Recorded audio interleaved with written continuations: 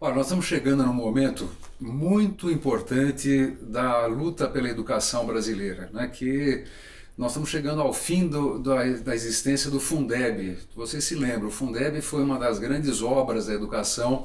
Ela foi construída durante o governo Lula, né? E é uma forma de você redistribuir os recursos obrigatórios que a Constituição brasileira determina que sejam investidos em manutenção e desenvolvimento do ensino.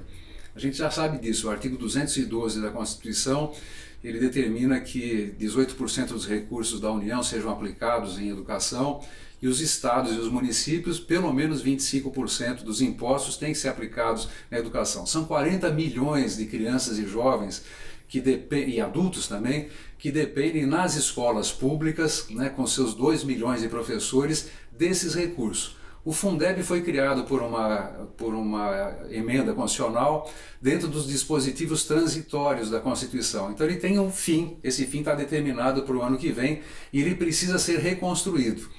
Nesse instante no país, né, nós estamos aí com várias iniciativas na Câmara, no Senado, mas principalmente na Câmara Federal, cuja relatora é uma deputada do DEM, chamada professora Dorinha, que apresentou nesses dias os traços gerais da sua proposta.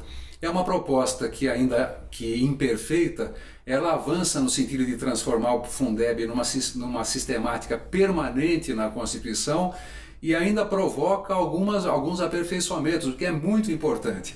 E veja, é uma proposta cuja relatora é do DEM, mas nesse instante nós temos que ter capacidade de amplitude, né? Nós temos que trazer para o campo do progresso, para o campo das iniciativas importantes da sociedade, como é o caso da continuidade do Fundeb, mesmo aqueles que pensam diferentes, mas que possam convergir em torno da ideia de que a educação tem que ser prioridade, precisa de mais recursos, precisa de regularidade nesses recursos e a manutenção e presença do Fundeb é absolutamente indispensável.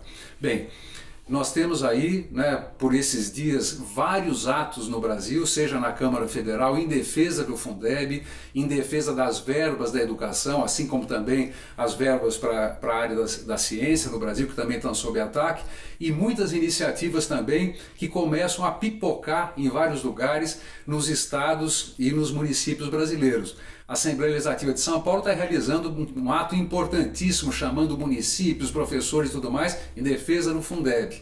O Conselho Nacional, né, dos Secretários Estaduais de Educação, liderados inclusive pelos secretários do Nordeste brasileiro, acabaram de apresentar uma proposta muito enfática em defesa da continuidade do Fundeb. A mesma coisa os secretários municipais de educação. Defender o Fundeb significa defender as garantias constitucionais para a educação, que essas garantias estão sob ataque do ministro da Economia e do governo Bolsonaro, que falam, né, que verbas para a educação são, dizem ele pejorativamente, como chiqueirinhos e querem acabar com essas proteções constitucionais. Então, são conquistas importantes, o Fundeb é uma conquista absolutamente essencial. É dele que vem o pagamento praticamente dos 2 milhões de professoras e professores de educação básica do Brasil, vem do Fundeb e ele não pode terminar, como quer o Paulo Guedes, como quer o governo Bolsonaro.